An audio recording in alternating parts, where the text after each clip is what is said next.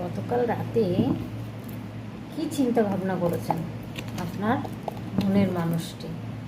আপনাকে নিয়ে কি ভেবেছেন গতকাল রাতে?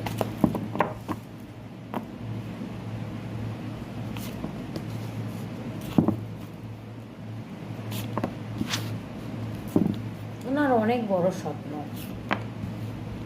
প্রচুর নেগেটিভ কার্ড আসছে। ওনার স্বপ্নটা বড়, ওনার অনেক এগোনোর ইচ্ছা, অনেক পাওয়ার পজিশন হয়তো ওনার আছে, সেইভাবে উনি এগোতে চাইছেন।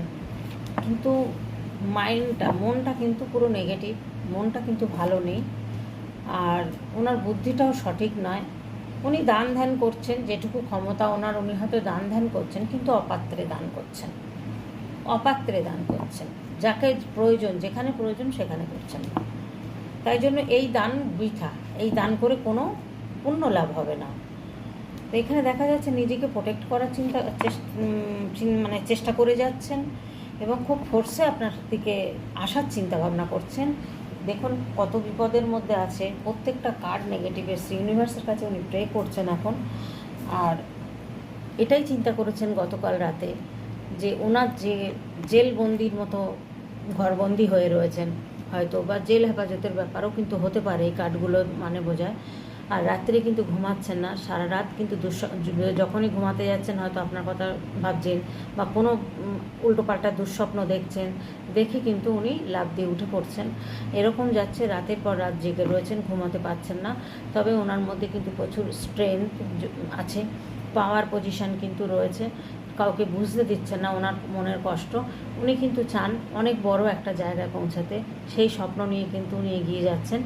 কিন্তু উনি এখন নিজের চোখ নিজে বেঁধে রেখেছেন, বেঁধে রেখে উনি চাইছেন না কোনো কিছু দেখতে। ইউনিভার্সের উপরেই শুধু এখন ভরসা করছেন।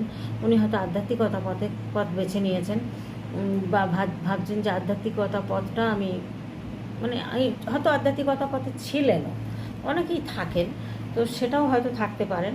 সেই জায়গা থেকে উনি কিন্তু এখন ইউনিভার্সের কাছে প্রে করছেন আর চিন্তাভাবনা করছেন যে কিভাবে এখান থেকে, এই বিপদ থেকে আমি বেরোবো, আমাকে বের করা হোক। এই জায়গাটা কিন্তু উনি চাইছেন। আর এখানে দেখুন আপনাদের সম্পর্কটা হয়তো কয়েক বছরের, 5-6 বছরের হতে পারে, কারো 3-4 বছরের হতে পারে, কারো 10-12 বছরেরও হতে পারে। এখানে 5-6 বছরটাই বেশিরভাগ মানুষের হবে। তো এখানে কিন্তু দেখা যাচ্ছে আপনি যে কোনোভাবে ওনাকে হেল্প করেছেন, সে বুদ্ধি দিয়ে হতে পারে, অর্থনৈতিক দিয়ে হতে পারে, কেয়ারিংয়ের করে হোক, যেভাবেই হোক ওনাকে হেল্প করেছেন। সেই হেল্পের কথা উনি এখন ভুলতে পারছেন না। এখন রাত ভরে আপনার কথা ভাবছেন আর চিন্তা করছেন যে কিভাবে এখান থেকে বেরোবো, বেরিয়ে হয়তো আপনার সাথে একটা যোগাযোগ করবেন।